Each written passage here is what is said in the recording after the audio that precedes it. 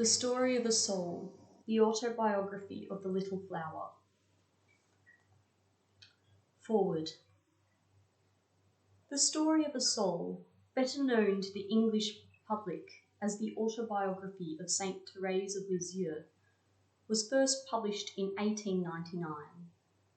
Today it ranks with the greatest of the Church's spiritual classics, has been translated into practically every well-known language, and has had a worldwide influence.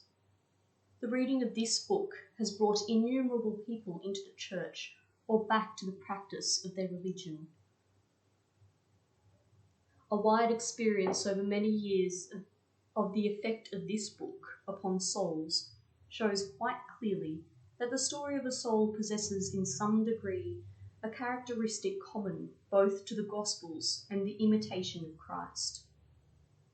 Men and women open the book, often quite casually, and are caught by the vivid clarity or simple profundity of some sentence in such a way that their lives are completely changed. Clearly, the moment has come for the story of a soul to be published by itself, apart from other documents, so that it may speak for itself. This has been admirably achieved in the presentation of this new translation, which should bring home the message of Saint Thérèse of Lisieux to many by whom it is not yet appreciated or understood. Vernon Johnson.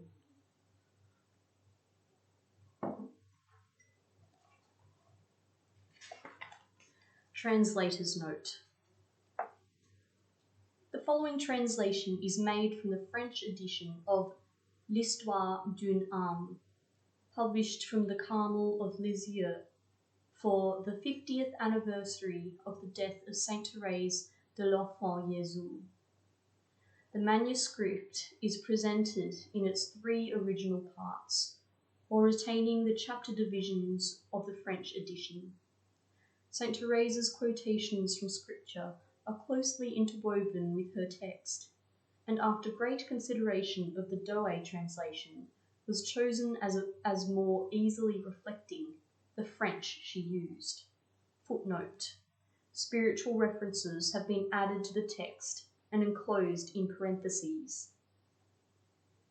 Italics, other than for Scripture quotations, are her own.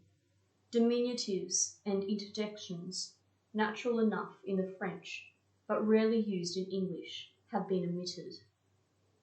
In the French, her style is extremely simple and spontaneous, having a charm which it is hard to capture, especially when she rises to poetic heights. It alters slightly in the 3 parts. The first 8 chapters for Pauline are written without reserve. The 2 chapters for Mother Marie de Gonzague are more doctrinal and show a certain restraint, while the final chapter for her eldest sister Marie is simply a childlike outpouring of her heart to Jesus himself. I wish to express my gratitude to religious of the Retreat of the Sacred Heart and to Miss Margaret Bacon for their generous help and advice to all those whose cooperation has made this translation possible.